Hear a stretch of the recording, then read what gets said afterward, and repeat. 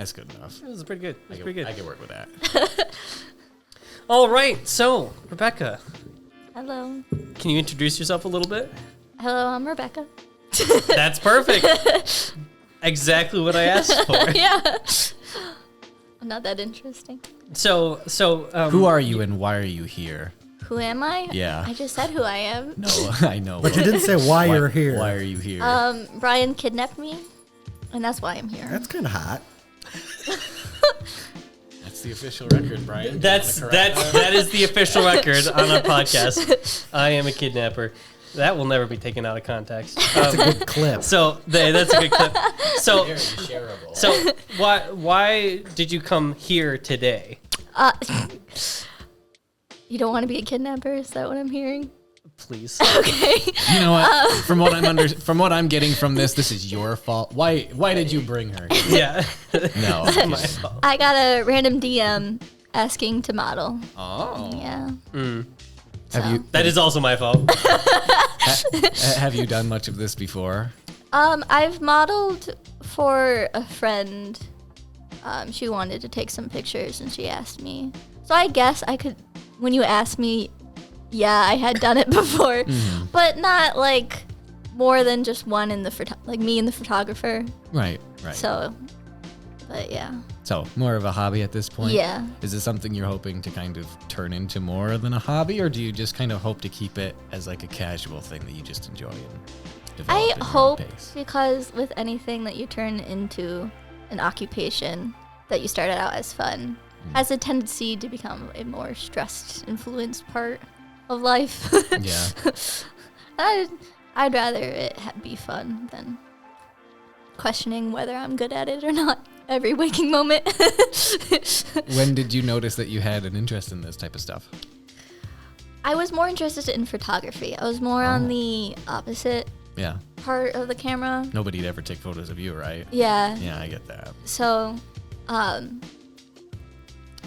yeah, so I liked, it was more of taking pictures of nature. I'm not a huge person.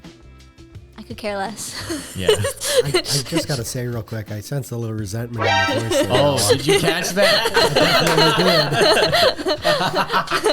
Somebody wants to be seen as beautiful. And Yeah. This is me telling you right now, you're beautiful, you're worthy. No. You gotta understand. I am finally given the chance to live vicariously through someone else who knew and now knows. So, no. Anyway.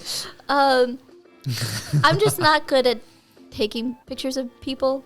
It's like a skill, you know? I'm more skilled in nature, not saying that people who like photographers professionally doing portraits and stuff like that, that is a whole nother level of things that I wouldn't even be able to reach, just skill-wise, because I just can't visualize it as well as nature. If I take pictures of people, it would be more of in the moment stuff rather than like portrait, like static. Not really composition oriented. Yeah, I can't direct people. They're like, does this look okay? Yeah, it looks great. I get that. How long have you been doing, like when did you notice your photography journey kind of started? And feel free to jump in at any point, party people. I'm just following the flow. I was going to ask the same questions you've been asking, so. I would say early 20s after high school. After I got out of high school, I was always interested in art. Prior to that, I was painting. My grandfather is very into photography, so he always had cameras. And I just got bored one day, and I was out for a walk, and I was like, I have this camera. Let's, bring it with me and be something to do along this walk. And I just didn't know how to use a camera. Like, I didn't know the fundamentals. I had no idea. And so I was just clicking away. And I brought him back, and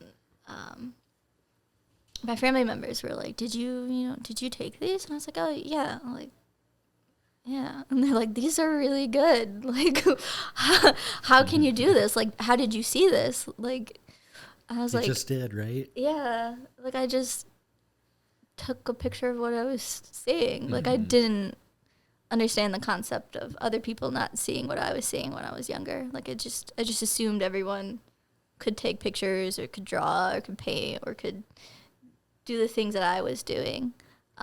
Wasn't until, I would give my dad the camera or the phone and he would take the picture and he'd give it back and I'd be like, I love you. I do. You're my dad's. But this is not good. Stay in your lane. Stay in your lane. Know your place. You're swerving there. I had to train him. He's gotten a lot better at it. But it was after I sent him back, and I was like, this angle, this. Click. This is a good starting point. Yeah. It was always a person that would take one photo, and that's it. Oh, okay. Yeah. Okay, yeah, one done. He's like, this is a chore. Which was mind-blowing to me because I'd be taking 50. Like, and they would come back, and I'd be like, that's it? That's the only picture you're taking? Sounds like you and Grandpa have plenty to make fun of him for. He has a lot to make fun of me for, so it's It's a mutual. Two-way street. It's a two-way street. So before we came here, we were talking a little bit about your schooling in New York City. Can you elaborate a little bit on that more? Because that has a lot to do with photography and art. I got my bachelor's in studio art in New York City. It was more Long Island, Stony Brook University. Love that place. Any future students go there? They're not Just all paying me. students.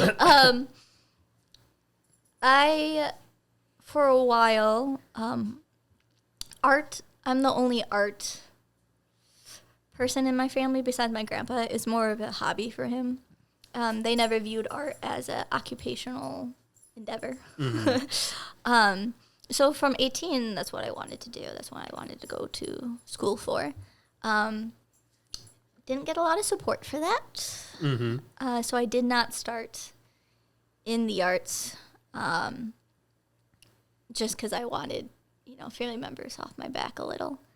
But then when I became more of an adult, I was like, I'm living, they're living their lives. I'm living my life. Why do I got to be miserable while living my life? And they're totally fine. What did you start with, and why didn't you like that? Why wasn't that where you wanted to go? I started with a few different majors. I was jumping around a lot. So when I first started in college when I was 18, I started what I thought I would be interested in was international studies. I liked learning about other countries, other cultures, what people were doing, what they were eating, what they were talking about, That was why I thought international studies, as in the name, I would be studying internationally, learning.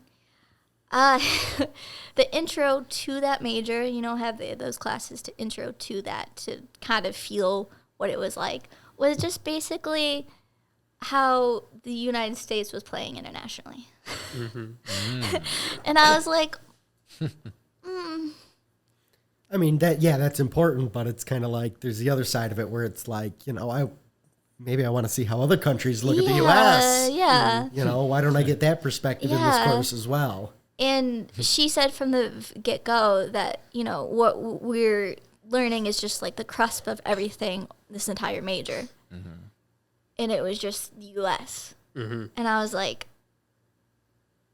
that's not why I'm here. This is not why I'm paying, the money for. I get the importance of it, Just didn't click. It just didn't click. So then I went to I completely left that college entirely because it was just that college in itself, the people, where it was, the environment just didn't click. So I attended JCC for 2 years to get into more SUNY schools because there's a lot of SUNY schools and any SUNY graduate gets in basically immediately. So it was just kind of like a jump start. When I did the same thing. Yeah, yeah, just money. Hell yeah. Everything is about money. Yeah. So when I went to JCC, I majored in, I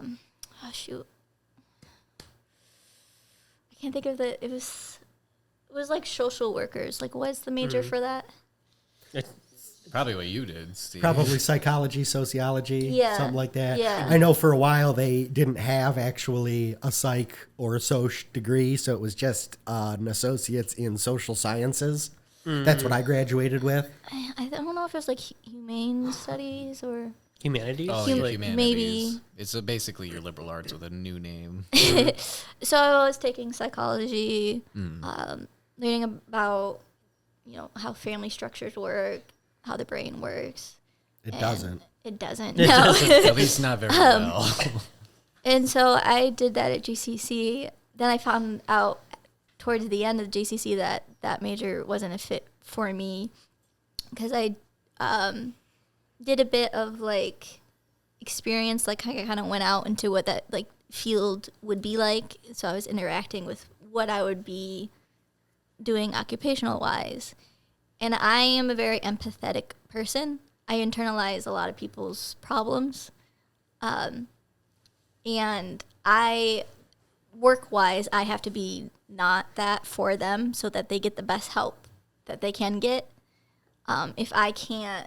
If you can't detach enough, then Yeah. you're getting too personally Yeah. invested in the people that you're working with, and then it's really hard to be objective, to be able to step back. Someone who's worked in social work, I totally understand that. And so I just, rationally wise, I was like, for the sake, of myself and for the people that will interacting with me, I should not be working in this field. Yeah, you got to be a strong person to be able to deal with some of the shit that you see doing that, and Yeah. it's really, really tough. My dad worked for a long time in social work, and one of the things that was hardest for him was taking his work home with him. Some days he would just come home and he'd feel so defeated just because of some of the shit that he's seen, and it's just like it's really, really hard not to hold on to that because it's just such objective suffering. Yeah. It was really, it did help me grow as a person. It became more, I did become more solidified in who I was and for sure. So I don't regret any of that I experienced at that time. So I got a question for you. Yeah. Do you conceptualize God?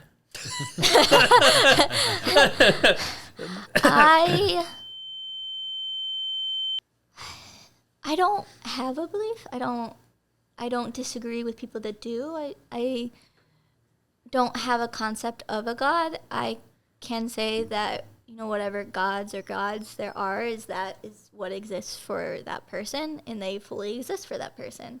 I don't have one for myself. I don't think that's wrong in how I view the world. It's just how other people view the world. There could be a God and there could be not a God, I don't know. And I am not a person to say there is or isn't, I'm just a person. So I don't have, Fair answer. a conceptualized view of it.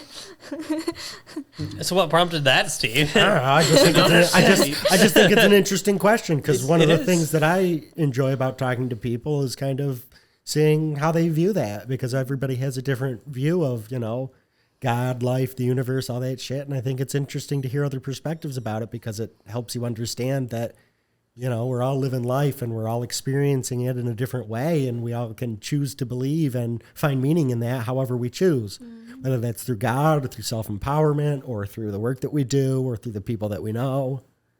So I think it's interesting to talk to people and see, what's their motivation. All right. So what's your motivation? What's the why behind your life? I think I'm still looking for it. I can say I've struggled with, depression and stuff like that, and questioning certain things. It wasn't until I got older. I wouldn't say when I was little. I just didn't have a concept of the world at such a young age. You don't really conceptualize the world you're living in when you're that young. You're just not mentally capable of it. As I got older and, certain things in my life happened and influenced me and the environment I was in, did have an influence on how I viewed certain things for sure.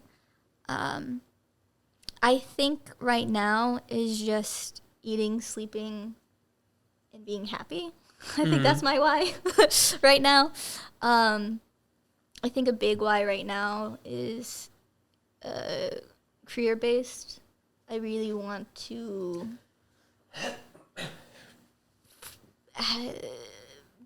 kind of formulate myself as a career individual rather than a free-spirited individual. Even, I was never really free-spirited. It's a kind of bit of work. I feel that on a really deep level because I'm kind of at this point in my life where it's like, I know that I have the capacity to be more organized, more orderly, to kind of direct my own fate. And it's really hard when you've spent a long period of your life not engaging with that part of yourself. And it's a whole new skill set to try and learn. Yeah. As someone who's flown by the seat of their pants for so many years, I've gotten good at that. And so it's really the exact opposite skill set, trying to bring that into balance and kind of say, okay, how do I rein that part in? So yeah, I can still, improvise, but also being able to plan effectively and create a path that I can follow. Yeah. It's tough. It is. and it's especially tough when you've got a mindset that is naturally more inclined to being a little more free, being a little more whimsical, having that space and that flexibility. Yeah. And from knowing you personally, I know that there have been roadblocks for sure that may have hit harder than other roadblocks that other people face, but you have, in the time that I've known you, you've been able to overcome all of those and constantly not only be more insightful about yourself and who you are, but you've been able to use that to improve your outlook on life and how you interface with it. It hasn't been easy, yeah, that's for sure. There's many moments where I'm sure that people have received a roadblock that isn't a common roadblock for everyone and kind of question, why me? Like, why am I getting, that roadblock out of all these other roadblocks that I could be given?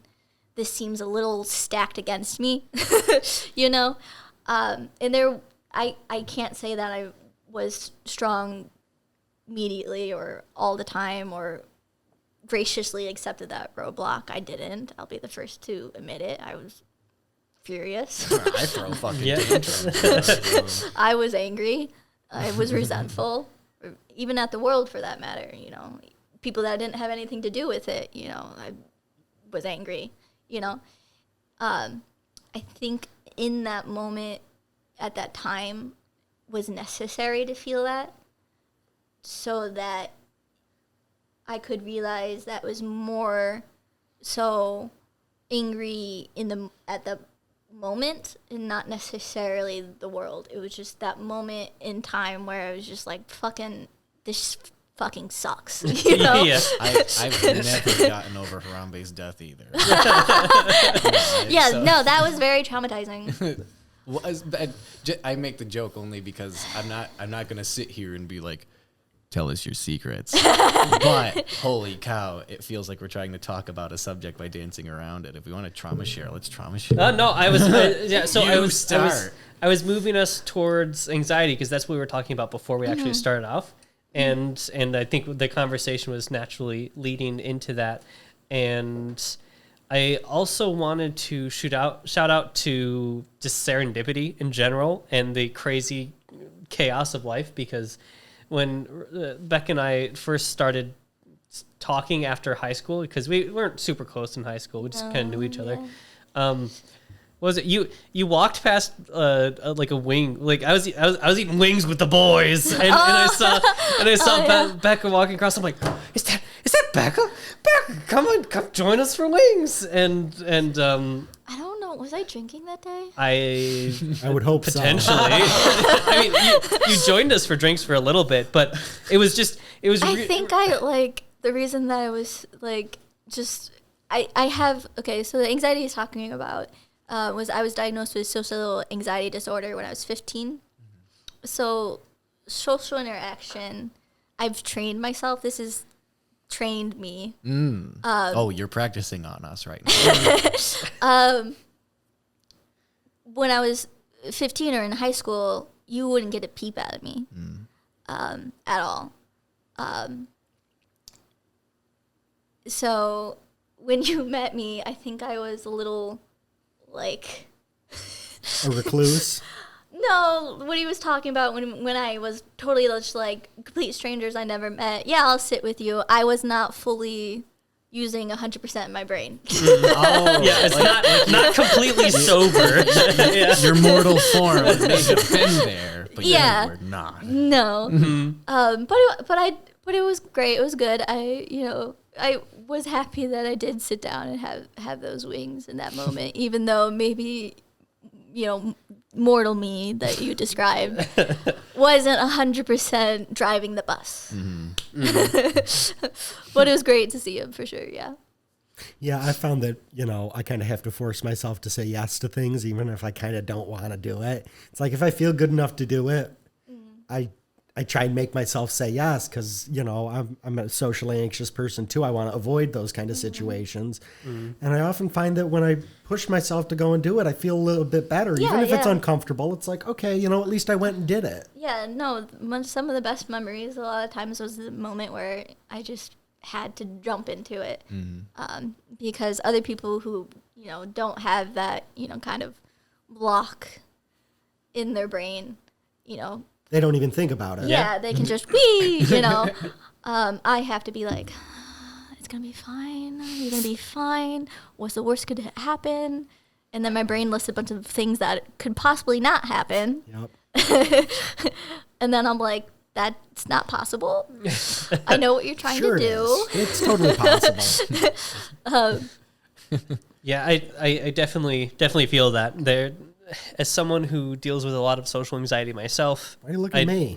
I'm trying to look at multiple people as I'm talking. What are you talking about?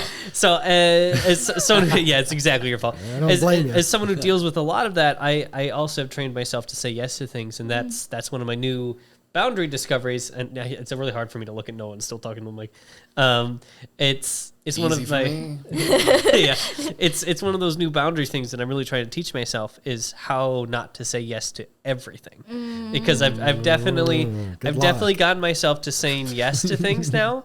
And now I have that anxiety of, well, what if I say no? What will I miss out? FOMO. And then it gets FOMO. Missing out. Yeah, buy one, get one off. It's funny you mentioned that because it's the opposite mentality for me. I couldn't say no. In the aspect that I was worried that I was going to offend or hurt the other person. Even if me saying yes would harm me in some way, I could not say no. So it took a real long time to just let alone know my boundaries, because I just never established boundaries to actually put them in use. These boundaries that I didn't know I had. So it took a while. I'm not saying that I'm good at it. There's still moments where I know this boundary is a boundary and I've had this boundary for a while, and then suddenly I'm past that boundary and I'm like, oh. Yeah. Wait till you get to that added extra dimension where it's not a fear of missing out. You just guilt trip yourself for not having gone and spent the time with the people. That's my punishment when I get my anxiety and I'm like, oh, I'm just gonna go home. It's the difference between stopping for 10 minutes and chatting with some friends or just dipping and getting home to my bung a little sooner. And boy, as I'm sitting there, I feel guilty as all hell. Come over and smoke the bomb. But that's my punishment. Like the whole drive home, I'm like, you're a terrible person. You're a piece of fucking shit. Kill yourself. You now. should have been there for them. Yeah. You're letting them down. I can't believe you're a monster. human, That's what I said. inconscionable. No, Wait till the real punishment comes, because that's it. When you meet your creator, he's gonna say you ditched should your have friends. You fucking should have stayed those extra 10 minutes. You're going straight to hell. He's like, all those other people were wrong. You figured out. You're going to the lake of fire. No, that you was figured it out and didn't operate on it. To hell. Immediately. It's gonna be a Kenny South Park situation where they just pull the lever. Yeah.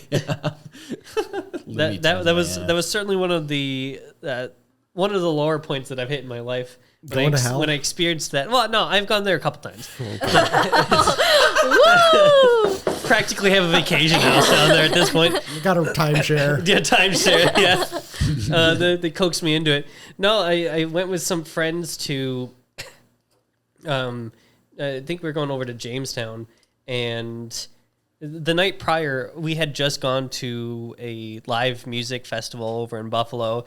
It was like Def Leppard and Journey. So it was really good. It was really good. I really enjoyed it, and it was very, very difficult because there were so many people there, and I used so much energy to just exist in that space. And then the next day, the same group of people wanted to go to Jamestown. I'm like, I already knew that I was really low on energy, and that I was already a little anxious. And I'm like, okay, sure. Like, I don't want to miss out. And then we get to Jamestown. We go to a fucking Golden Corral of all places. Hell yeah, and like, brother! That is actual hell on earth. And then there were just so many people like just shoveling food into their face, and it was so disgusting. And like I felt so uncomfortable. And then I started having a panic attack during all of that, and I couldn't eat any food. And then my friends were asking me why I couldn't eat food, and I'm like, just don't worry about it. Just enjoy your slop and call it good. Just enjoy your slop, you and filthy curry. And we already paid like what $20 to get in, so like, and I'm like, I can't deal with this right now. I can't have a panic attack right now because we just panic attack in the Golden Corral. hey, haven't we all had a panic attack in the Golden Corral bathroom at this point? That's like a rite of passage. but no, I just and I. In one of those rare instances, I actually let it get to me because I couldn't control it anymore. I was too tired. I couldn't, and we all, I think all of us here know what it's like to lose your ability to control anxiety, and then you start spiraling. And I was really bad. I just started completely detaching from reality, and my friends shortly noticed and asked what they could do to help. And I was like, the only thing that's going to help at this point is I just need to go home. I can't. I mean, it had only been like 20 minutes into the start of this trip. And if we need to restart the camera, we can restart the camera. Just do it, yeah. Yeah. And you ruined it. Yeah, I ruined it. You soiled it. Yep. And you did miss out, apparently. You're all set, Liz? Thank you very much. So, I really thought I ruined it. And you did. You absolutely fucked it up, and they hate you. That was. They resent you still to this day, even. See, personifying your anxiety. He's That's very exactly good at what it. I do, because I'm just trying to. And you're seeing his coping mechanism, which is to ignore it. All I'm trying to do is, speak the part that you don't want to admit out loud. Yeah. Because I get it. Because, it's kind of like I felt that. I mean, shit, I don't know how many things I've had to back out of that I just couldn't do. And it's just like I feel bad, but it's like I can't do it. Yeah, dude, no, that wall was there. I knew for a fact I wasn't going to be able to do it. And then even on the ride home, I was so broken from reality that I think it's like an hour-long drive or so. And it felt like it was 3 or more hours. I was so... out of it at that point. If you're fucking interacting with people who are going to get mad and be pissed off about shit like that, then they're not fucking worth your time. So tell them to fucking hit the road. Oh, they weren't mad. They exactly. accepted it very gracefully, and I mean, she's a big fan. There were a couple individuals who were upset, but like that's just because we had spent all the time planning and like we had set things up, and it sucks, but yeah, but they came around. They're like, no, I get it. It was a rough spot. Yeah. We deal with it. And what's the lesson? You should have just said, "Hey, I'm really tired. I'm really anxious. I just need to stay home today. I hope you guys have fun." Setting boundaries. Exactly. Wow, what a fucking concept. All right. So I'm going to use that to pivot to your story that we were talking about right before here with dance. Because you're also a very talented dancer, which you didn't talk about at all. Whoa.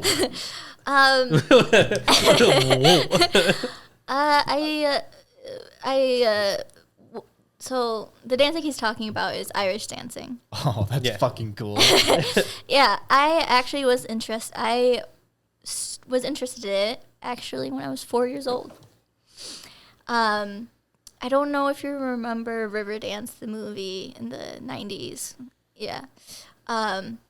They brought it home from the library, and my parents did, and they didn't think anything of it. They just thought it was, the last thing a 4-year-old would be interested in would be that movie. They just brought it home to watch it themselves, and so they put it on.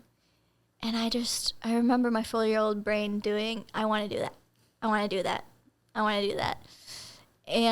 But the issue was around where I lived, there wasn't any schools that they could put me in to learn it. So the average age you're meant to start for Irish dancing is 5.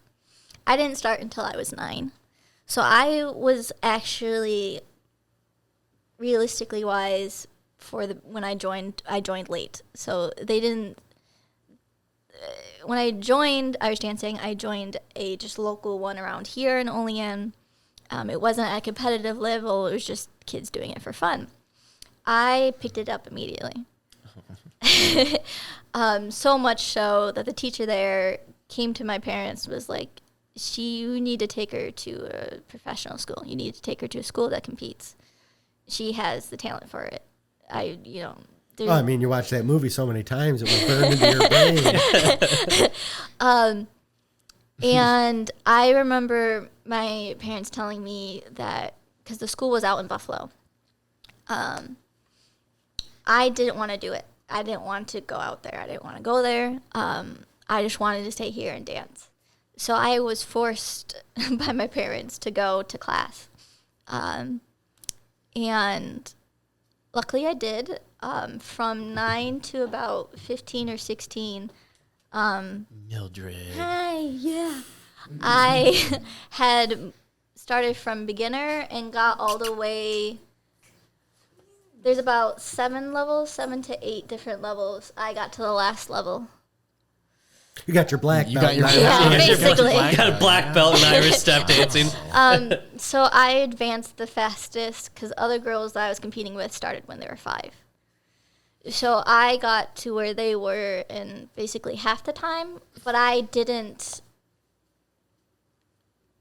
was living it, so I couldn't see myself from outward You couldn't see how cool you were. I basically never thought I was good or at a good level. I always thought I had to do better. I had to do better. I had to do better. I had to do better. Even though I was winning competitions, I was... That's not good enough. In all this stuff. But the issue is that the pressure, when you win, people expect you to keep winning. So my mother expected me to keep doing well. My dance teacher expected me to do well. And when you're at a certain level, you wear a certain attire. And it's personalized and customized to you. So when you are a dancer and you're either winning all the competitions you're going to or you're placing in the top 3, they memorize your dress. So they know who you are when you're there. So people who knew who I was when I was there. So I already have competitors knowing and keeping an eye on me. I have my teacher keeping an eye on me. I have my mother keeping their eye on me. You got fans. It didn't feel like that. Yeah. Well, I mean, you're what? You're 15 and you're hugely socially anxious and you're getting up on a stage and dancing for a bunch of people who are looking at you and watching you, and you feel those eyes on you. Yeah, the pressure of the Coliseum's on. Yeah. And it at some point, when it started out as fun, it devolved into not being fun. Yeah. It evolved into work. Yeah. And stress. Yeah. And I knew when it comes to my mother, she was living vicariously through me, and I knew that. What's the deal with mothers? My wins were her wins. What I did was what she did. And even though maybe I wasn't conscious of that at the time, because I just was as young as I was, I didn't understand it. I knew that if I had stopped, or if I slowed down, or if I did anything other than what I was meant to do in their eyes, you were going to be a disappointment. Yeah, shit was going to hit the fan real bad. And I knew that in one moment is the best way to put it. It was an outdoor competition, and it was like 90s, and we were wearing all this stuff. People were passing out, dancers were passing out. To describe this a little bit, I mean, for anyone who's seen it before, like you're wearing a wig. I'm wearing a wig. Like you're wearing a full wig. We're wearing a full dress. Like with crystals on it. Yeah, with weights on it. And It's weighted. like they go all out when they say outside outside in the beating sun. Yeah. Oh, yeah. What's great about males is we never had to do that. No, they don't. They're much more lenient about it for men for sure. Yeah, because they know it's not fun. So they hold the expectation. So I was competing, and I was content for the first time in one of my performances that I did. I felt good about it, and I was happy about it, and I didn't care what any placement I got because I felt I myself had done well. I had achieved what I wanted to achieve. That day, people are coming to me saying, oh, you did better than anyone. You're gonna win. Blah blah blah blah blah blah. And I kind of just brushed it off. I was like, yeah, whatever. And I got second. I got second place, and I was happy with my second place. And I went up with like a big smile, and I got up at the podium, and I look into the crowd, and I look at my mother. Not a smile. Wow. Just scowling. Pissed. And any love that you would have for it at that point that still remained, despite the pressure, you did a performance you're really proud of. Yeah, sure, you didn't win, but you did what you wanted to do, and second place was just fine because you were like, okay, that was good performance. I feel good about it. Yeah. I didn't need to win. I felt personally validated, and then seeing that, and it's just like, yeah, okay. Time to retire. Related to panic attacks, I felt dread. I felt terrified. Just everything went down. My smile immediately disappeared. I couldn't look at the crowd. I couldn't look at my trophy. I quietly stepped down, and people come to me not congratulating me on my second. They're saying like, "Oh, I got like I was stolen. I should have won. The judges don't know what they're talking about." Blah blah blah blah. First. And none of that mattered to you. No. And I was just in that moment I'm only going to be congratulated. I'm only going to be acknowledged if I'm first on that podium. Mm-hmm. And I was a teenager. That's a lot of weight. Yeah. And I even, this is totally off topic, but prior to that, during my journey, I ended up getting a very serious injury that required surgery on my knee. Oh, ow. Yeah. And I remember crying in the doctor's office because I thought like my career in dancing had ended at the time. And luckily I recovered really well and really quickly. In the first competition that I got back from that surgery, I won. Nice. So there was a lot of moments where I am proud of what I did, and there's many moments where now, unfortunately, I do have stage fright. Mm-hmm. And it was from what I was talking about earlier, was just seeing that face, like you said, of just pure disappointment that, I'm going to only be acknowledged. I'm only going to be, treated well if I'm first among them. And, probably would have even been a different thing if afterwards your mom had come up and said, yeah, I'm pissed that you didn't win because you should have won first. But that wasn't in the conversation at all, was it? Yeah, she did say that, but it was more so of like, she's not happy if I don't. She's not happy unless you get first. It's not even, hey, you got robbed, but you still did great and you should have won. Yeah. And I'm proud of you. Yeah, there was none of that. Mm-hmm. And so I started eating less after that. I started eating less. I started sleeping less. I was practicing more. Yep. So out of the week, I was basically practicing every day, varied, depending on some hours, some days in that week, maybe it was a half an hour to 45 minutes.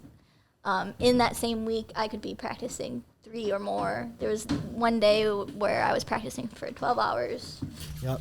Because your anxiety was spiraling out of control, and you weren't eating and you weren't sleeping, and you're like, I just have to get better so I can feel like my mother approves. Yeah, and I was, and in my head, even though with everything that I did in those few years, just, I was talented, I was doing well, I just couldn't see it, I couldn't understand it.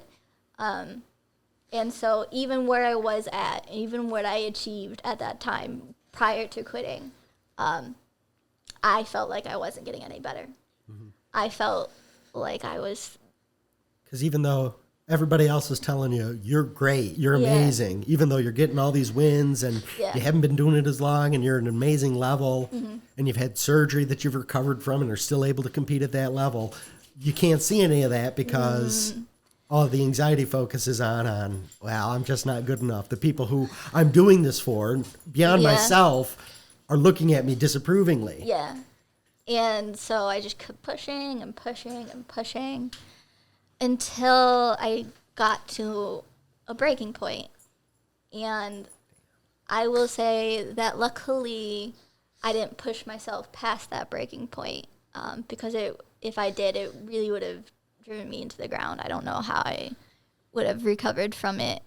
I could recover from surgery. I could recover from physical injuries, mental injuries. It's a little bit more time consuming and a lot harder. But I was preparing for a regional competition, which is basically different states in this region come into one building and we all compete against each other. Since I was in my school among some of the top dancers, I was usually in either the top teams. There was teams A, B, and C. I would be usually in the A team along with one of the girls that attended my school was a world champion. She won worlds. So I was you were literally like top level. Wow. So I would be like a teammate among her team, and so I had to perform. Even if I had never been to Worlds, I've never been to Worlds, nor Nationals. I only got to Regionals. I was approaching getting to Nationals, but that's where I stopped because I just couldn't handle it anymore. So I had that, like I had to be a world dancer even if I wasn't a world dancer kind of thing. Like I had to be on the bar on the same level of performance as a world dancer because we're part of the team. Like I can't lack because then the team lacks. And so I was preparing for a regional competition. And this is where we had started talking before we started recording. I had been in that room for now 5 to 6 years-ish. I'm not sure right now how many years it was. With the same people every day, every week. And I walked into that room and with the people that I've known for so long and faces that I've memorized, and I walk in and for the first time in those years, I did not recognize a single person in that room. Their faces looked not like faces. And the room got extremely large. And for the first time, it just clicked that, myself, my brain is not doing well. I'm not in a good place. I need to stop. If I push myself past this, I'm going to break myself. That's just not okay. And so I grabbed my stuff and walked out the room, not saying anything to anyone, not saying bye, not saying blah, blah, blah, blah, blah. And I run out. And don't do this. I'm not saying to do this. This is really bad. But my mother didn't like to listen very well. And so to get her to listen, you had to do extremes. This is what I'm saying, giving a kind of context to I mean, you can only work within the parameters you've got. yeah, not to do what I had done. But I come to her desperate. That's the only time I've ever been desperate. Full-blown panic attack. That's the worst I've ever had. was saying to her, like begging, like pleading. I've never pleaded to anyone in my life except my mother. I was like, I can't do this anymore. I have to stop. I can't go back in there. I have to stop. I have to stop, while, hysterically crying. And my mother's response, obviously, was to get back in the room. I had made a commitment. I had a responsibility. I couldn't back out now. And I was, as desperate as I was and as young as I was, not saying I felt what I'm going to say. I told her, if you force me to go back in that room, I will jump out in traffic and get hit and die. I'd rather die than go back into that room.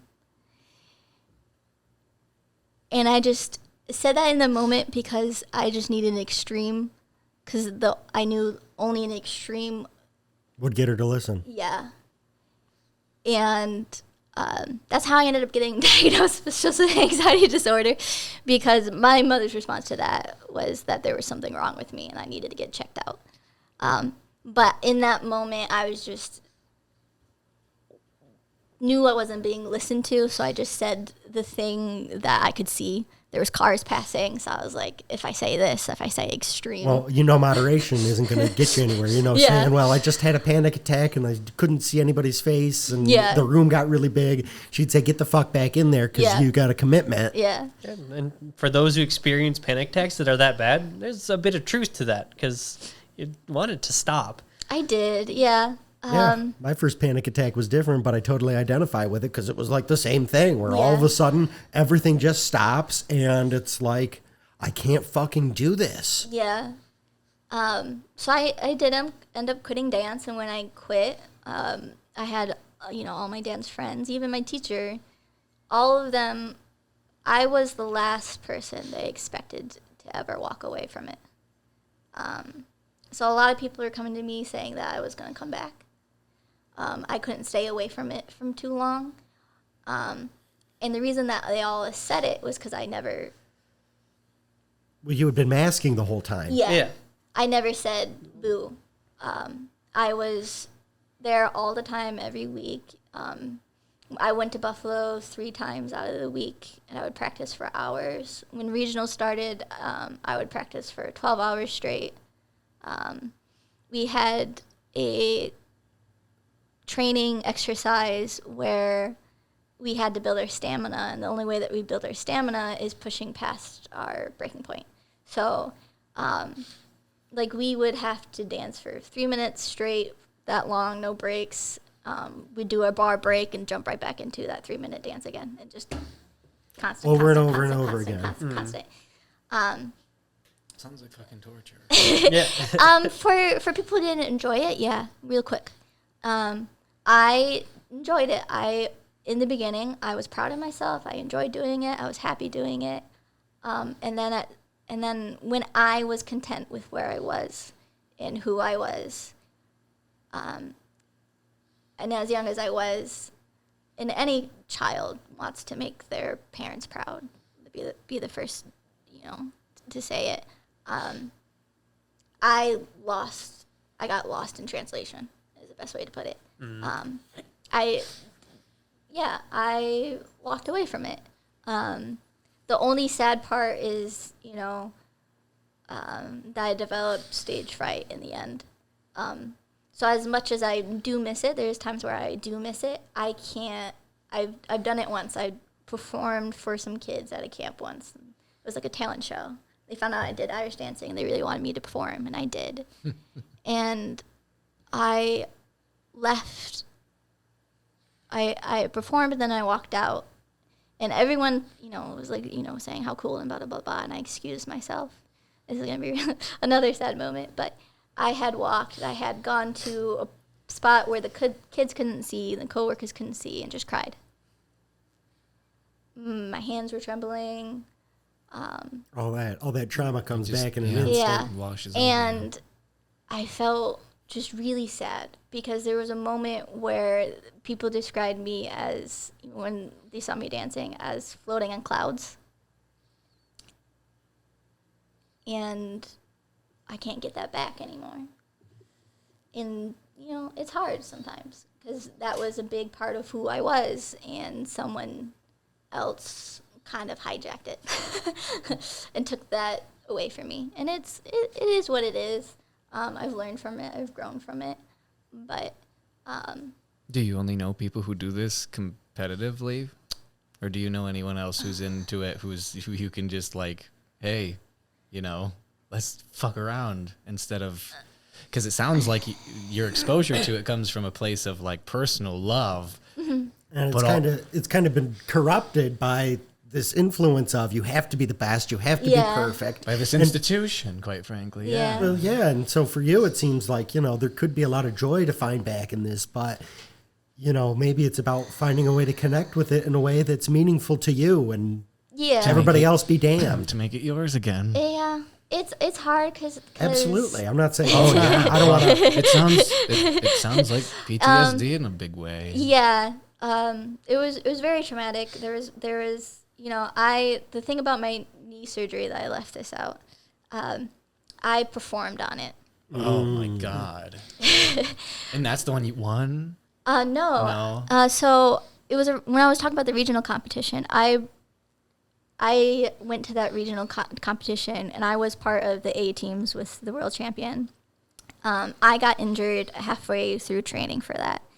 And the doctor came to my mother and was like, and to me, and said that I had immediately had to stop all exercising. I had to, go to therapy. You gotta rest and recover. I had to stop. My mother turned to the doctor and was like, she can't stop. She's committed to this thing that's going on. I'm committed to this. Walk away. I was 14 at the time, so everything, parents say goes. Yep. And so I was like, the doctor, I remember it too, the doctor gave my mother she had 3 heads growing out of her, Yeah. And I didn't say boo, I didn't say anything. I thought, in that moment that she was correct. I had this commitment. And at the time, I didn't really want to stop. It was painful, but it was tolerable. I didn't understand how injured I was. Mm-hmm. So I danced on a knee that required a minor knee surgery for 3 months straight. For 3 months? 3 months. Wow, that sounds pretty abusive, doesn't it? Holy fuck. For 3 months I did. And that was me preparing for the regional competition. That was a two-day things. Because I was part of, I had 3 different teams, so 3 different team dances and my solos. How did you push through all that time? Advil. I took... drugs. Yeah. I was always on painkiller. And I put on a knee brace. And I remember I took off my knee brace after it was one of those days where it was going to be like a 12-hour session. Mm-hmm. Oh my fucking God. And I took off the knee brace and I had my legs next to each other, and my knee that I injured was 2 times larger than my other leg. Oh, jeez. It was that swollen. And I put back the knee brace on because it compressed so it would stop the swelling, so I'd always have that on.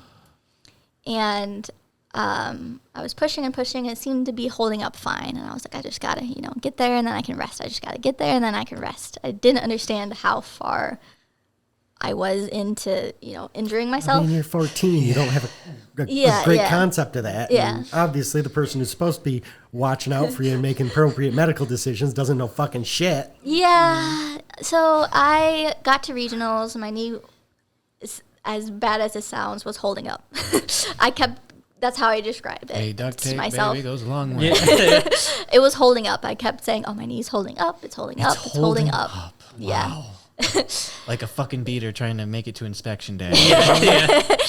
And so I got through one day of that major competition, and I was like, I'm almost there. I'm almost there. It's holding together. I can do it. Yeah, right? yeah.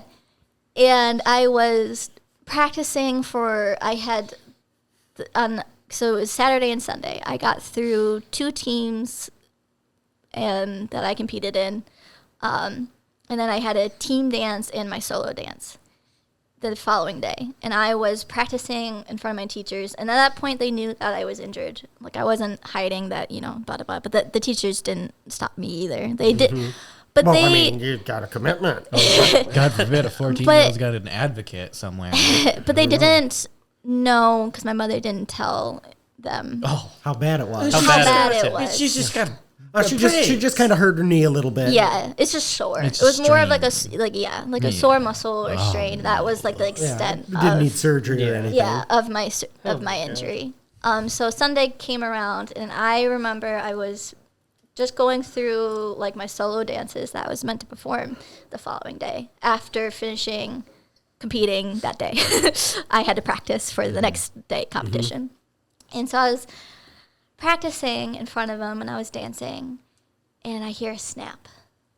Snap came from my knee. Cool. It's a good sound. Did you like you heard it inside? Like I could hear the noise. That's what it's like. I when I was running, I ran in track, and while sprinting, literally broke my hip. And I heard. Yeah. That's why I identified Yeah. with that. Sorry, Yeah. I'm like, It's all there's good. somebody else who knows what it's like. I heard a snap, and I didn't stop immediately. I didn't stop. So I heard it, and I was like, that sounded weird, but I don't feel anything. Was what I was saying. I was like, I don't feel hurt yet, so I must be fine. As soon as I said I don't feel hurt, I feel fine. Immense pain that I felt through 3 Advil that I had taken prior. I felt it through 3 pills Advil of ain't gonna help. painkillers. Yeah. Yeah, that's not. It's like Oxycontin at that point. And I just remember I kind of just went into a fetal position on the ground and just had this shocked look because my teacher went, if it hurts too much, we can stop here. And I come to my mother and I'm crying just out of pain, trying to explain to her, I think something is serious. That was when, it clicked. Like, I think, something was really, really wrong. And I came to my mother and I'm like, something is really, really wrong. It hurts so much. And I'm like crying. A normal parent. I'm not saying my parent that my mother is a good parent, and she's not. She looks at me and she goes, you just don't want to practice. Jesus fucking Christ. Makes my skin crawl. I knew it was coming. And it still hurt. Yeah. Oh, God. Yeah, she thought I was trying to get out of practice. She was telling me that I was trying to get out of practice. No, you're just don't wanna lazy. You're just a practice. quitter. Yeah. No. You just don't want to follow through on this commitment. And so I'm crying and just saying, no, I'm in a lot of pain. And, that was when, for the first time, I heard, I'm so disappointed in you. She told me that she was so disappointed in me. Are you fucking shitting me? Nah. Yep. She said I disappointed her that day for not wanting to practice and trying to get out of it. And so we ended up leaving. I didn't have to go on to practicing, but I got ridiculed in the process of leaving that room. And so I could barely put weight on my knee the following day. It was really hard to walk. It was really hard to dance. Moves that were meant to be, like, you would probably apply a lot of weight onto your knees or try to do things. Couldn't do them at all. It would easily give out real quickly. And so I'm just barely holding on. And I'm like, I just need to get through this. And so I got through it, and I get back, I can't bend my knee very well anymore. And so we go back to the doctors, and they have to do another scan again. Because at this point, I've heard it more. It's a lot more hurt than it was in the beginning when I first went. It's almost like you didn't follow Yeah. the doctor's, recommendation. Yeah, His right? direction. So they scan it again, and he comes back and he goes, "You need surgery." What they thought I did, so when I got out of the surgery, it was actually the injury was different from when I was going into the surgery. What they thought I did was they thought I tore my meniscus and patella. They thought I tore that, and they had to reattach it basically. And so that's what I went in for. I don't know if you know the term. This is how he explained it to me. So I was put to sleep. I said, with minor knee surgeries, you can watch. They give you that option. I was like, no, thank you. Knock me out. But leading up to that, I was obviously dreading it a lot because, I thought I was done and over. And so I went in, not happy about it, obviously. And so they put me to sleep, and I wake up, and the doctor comes, and the first words out of his mouth was, I don't know how you did not come to me immediately. I don't know how you lasted this long with the injury that you had. And he said a grown adult is like immediately in. They can only last like a couple weeks, and they have to because the pain was just too much. A grown adult doesn't have an abusive mother telling them to ignore it. Was too much, and so he was just shocked that this girl that was as young still doing exercises that she shouldn't have been doing, things that she shouldn't be doing. It's almost like you should have called CPS at that point. What I had injured was he referred it to as the fat pad. And it's the cushion between your kneecap and your shin. And it's meant to prevent your bones from rubbing together. He said it swelled up like 10 times larger than it's meant to. Christ. And so they had to go in and like shave it down. It was meant to be like it's a quick recovery among knee injuries. It's a minor knee injury, but he said it's a minor knee injury. But among all the list of all the minor knee injuries, the one that I had and the one that I had for months is the most painful out of minor. And that's why you were so shocked that I didn't come until now. Yeah.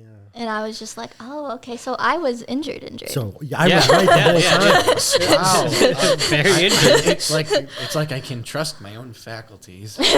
Holy fuck. So it there was moments where, it was not healthy. There were moments where it was great. The issue and the reason that I stay away from it is because mentally and physically and emotionally, my body was put to way too much. Even if I want to reestablish a relationship, it's more of my mentality that what I had endured, what my body had endured, I'd like to respect it. Yeah. I get that.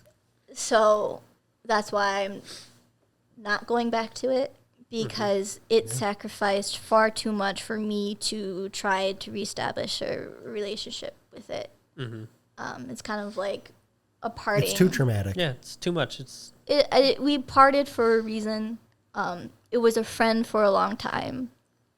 I would like to remember it that way rather than trying to reestablish it that way, if that makes sense. Yeah, you've kind of moved on. You can appreciate it for the things that it taught you. Yeah. Through the good and the bad. Yeah. And it is, just, it's a fun experience if you don't have my mother. Let's put that disclaimer. There was girls there that, are still, doing Irish dancing, whatever. Well, they didn't have a mom who made them dance on a broken knee. So they probably don't mind it. Yeah. But yeah, no, it's a amazing thing. I don't want my story to be like people's understanding of what Irish dancing is. It's not. My story is one of the select few out of hundreds and thousands of other people. Well, it sounds like you would have been pretty successful if you'd had more things working in your favor. Because if I had a different support structure, if I had a different cards in my hand, I might have ended up, like the other girls, pursuing it. That they are. I mean, it sounds to me like you learned a lot about hard work and perseverance and sticking Yeah. to something. That sounds insanely grueling. And you were just like, "Yeah, I love this. I'm willing to put in. I'm willing to put in the work." Like,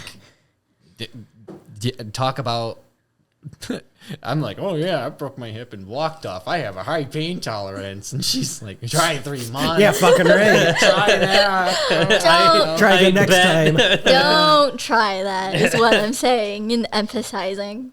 Because, you know, when I went, because I went to physical therapy afterwards because I obviously had to. Yeah. And I came in and this was the first time where I was like being scolded in a loving way.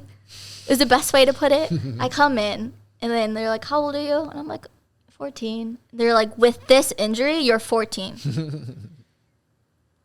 No. What are you doing to yourself? I was like, oh, okay, I'm sorry. They were so mad. They were like, how is a 14-year-old with this injury? This is going to be really bad for you when you're older. Da, da, da. You know, just going, you know, blah, blah, blah, blah. But it was really good for me, for context-wise.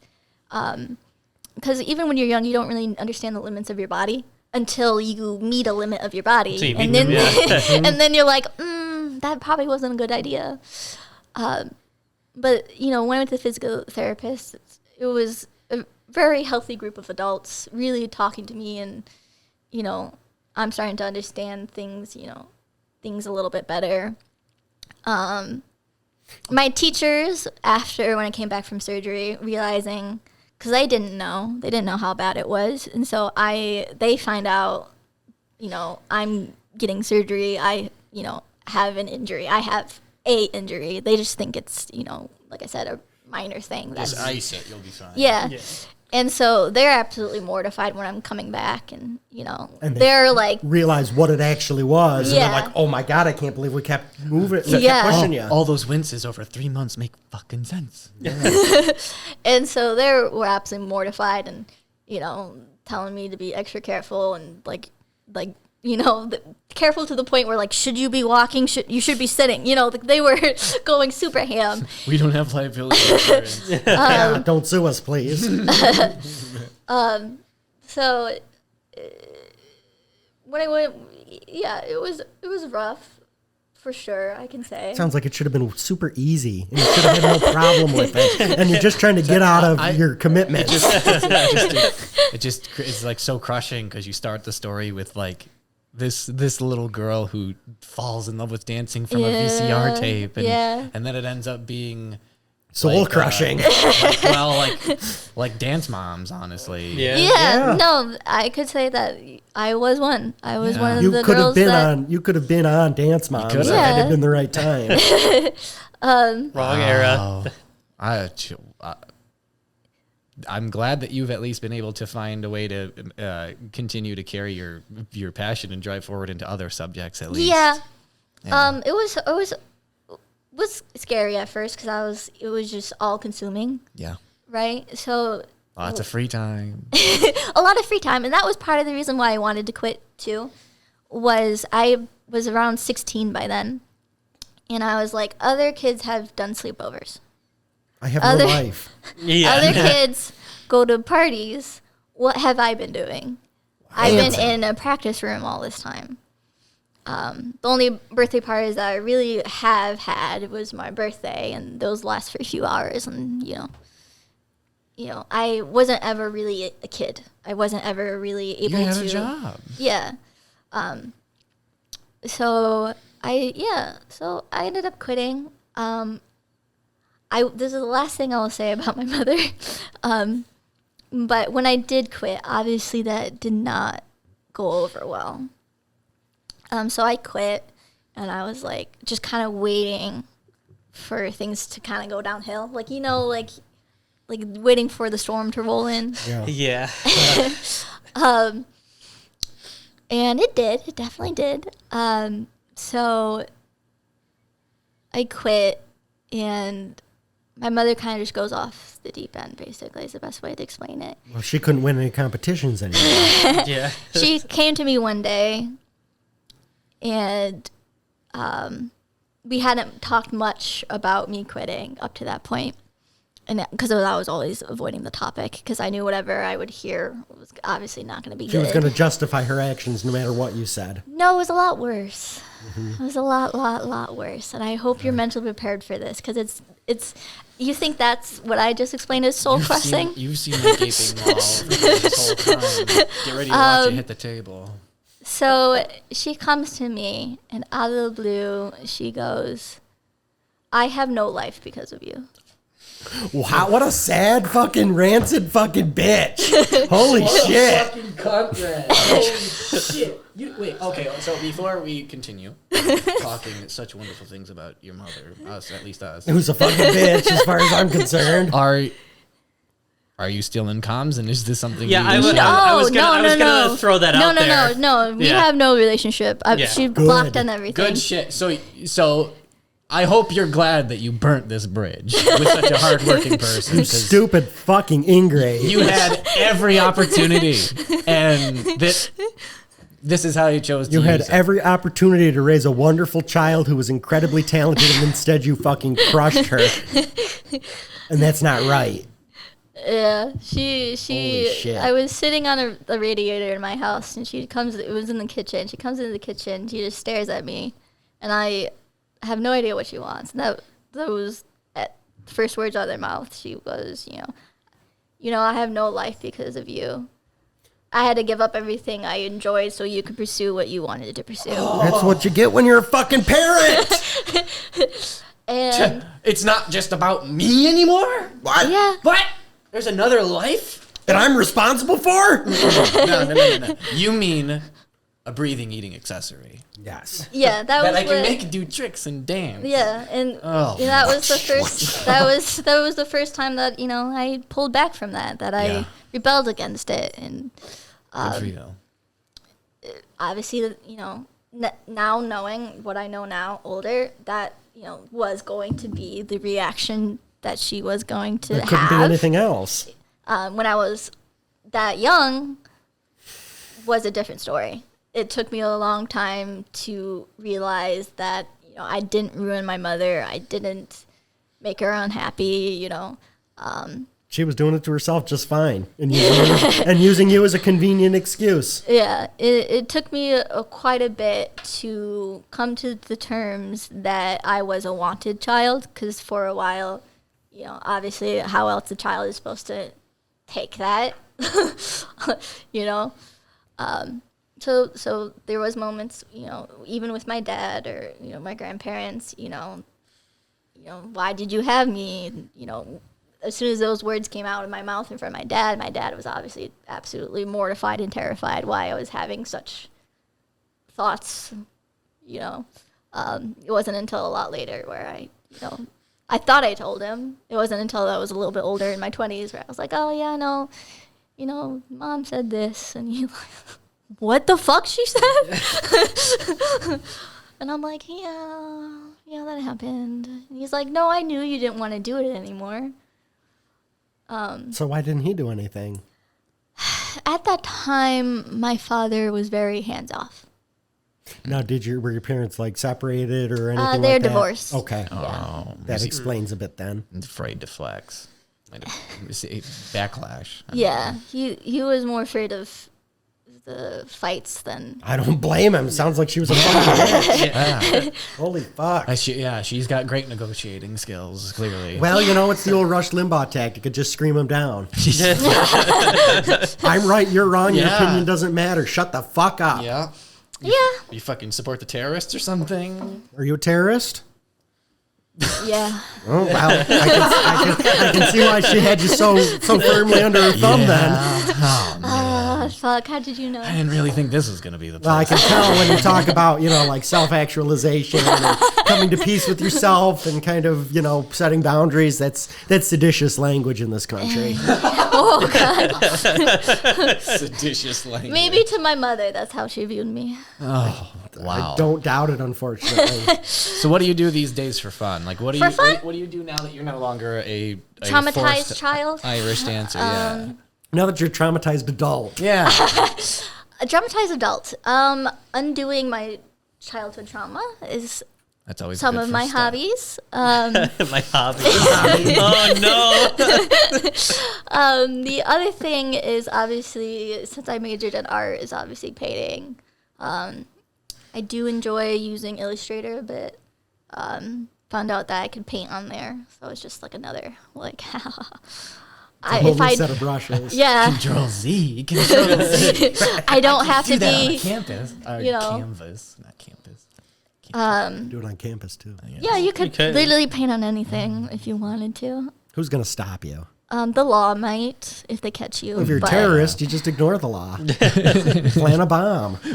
Oh my god. Maybe this part gets censored out. maybe this part gets removed, but that's okay. And we're back. Oh wow, that's crazy. What The happened power to went out. I do a bit of that. Obviously, photography. Mostly art is my hobby currently. I do watch TV a lot. Listen to music. I do really nothing. I'm a bit of an introvert, so I like to be kind of holed in my Amen. room. So Yeah, I feel that. My office is my safe space. I go into the hole and then I don't come out for hours. Yeah. yeah, no, that's That's what I it, do yeah. too. I In a perfect world. blackout curtains and Oh, I love blackout incense curtains. and Blackout issue- curtains, blackout drunk. So this is totally off topic. Well, it's kind of related. But blackout curtains. So I always have my light off with the curtains closed. So it eventually becomes dark. I don't even have the lights on. Like I don't like. I like it. I like the dark. I'm working on my night vision. My phone is my light. You know. Typical millennial. But recently, was it yesterday? I think it was yesterday. I bought a cactus. Oh yeah, that's right. Trying to force yourself to get some vitamin D. Yeah, so now I have one curtain open in my room, and I don't know how to feel about it. But that cactus is my child, so You know, the nice thing is you can always close the curtain when it's a little too bright. I like. I know it's a lot of work, but trust me, it is nice. It is nice to Cactus let a doesn't little get light sun in. at nighttime, so Yeah. just give it 2 nights in a row. Yeah. Or I don't 3, know. technically, I guess. Good night, night, night. Good night, night, night. But I did name the cactus cacti because I just really like that word. He's a pretty cacti. Yeah, he's really round, very plump. My English teacher in 10th grade had a little pet cactus. His name was Herbert. We all loved him. He was a cool guy. So now I have a cacti, 6 chickens, 2 cats, and 1 dog. The chickens are new though. Yes, the chickens are new. They're still babies. Yeah, raising baby chickens is so fun. They're cute. We became friends, but sometimes there's one, I don't know why she does it, but they all can fly now, so they all fly out of their little enclosure. And they know to fly in. They know how to fly out and fly in. For some reason, sometimes they forget that they can fly back in. So at like 2 a.m., you just hear one of them screaming. And I look, and the chicken is completely fine. And it sees me, and it stops. And then it realizes that it can fly and figures it out for itself. Like, I just don't know if she wanted, like, an audience. Just acknowledge Show? me. Yeah. Just tell me you're proud of me. Yeah. Watch what I can do. I'm guessing that's what it is. Well, you see, here's your chance to not That do to the goes full chickens what circle. your mother did to you. And you can say, I know you can do it. I believe in you. Right? And even if you can't, that's okay. I will help you. Yeah. Yeah, no, I do that. Yeah. Because you don't want to be like that. No. And even if we're just talking about chickens, it's that simple kindness and understanding that can make all the difference. Yeah. I wish, sometimes my pets aren't so kind to me, though. Well, Yeah. They have some attitude. One specifically. I think one has the attitude out of all of them. but that's why we love them. Yeah, no. They have I personalities. would sell my soul for him, even if he gives me an attitude. Because he'll give me an attitude, and then he'll come back like 5 minutes later being like, I love you. I wasn't mean. I wasn't being rude. I wasn't just a bitch. What do you I mean? love you. So Swipes one more as time for good measure. as we're starting to wrap up with our time here. Let's trauma dump the podcast. Yeah, sorry. I No, didn't no, mean it's to. fine. No. No, That you're, was- you're a guest. That's what it's You're all about. here to trauma dump. Am Yeah. I? Yeah. I guess. We have a way of pulling it out of people. Yeah.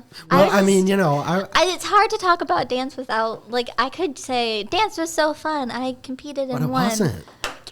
But we really But yeah, appreciate there- you opening up about it. Yeah, Appreciate the candor, yeah. I was gonna say, I That- mean, that takes a lot. I really appreciate your honesty and your generosity in sharing that really fucking horrible experience. Because man, wow, Especially with Steve and I, you don't fucking know us. yeah, Just two jagoffs in a basement and well, Brian.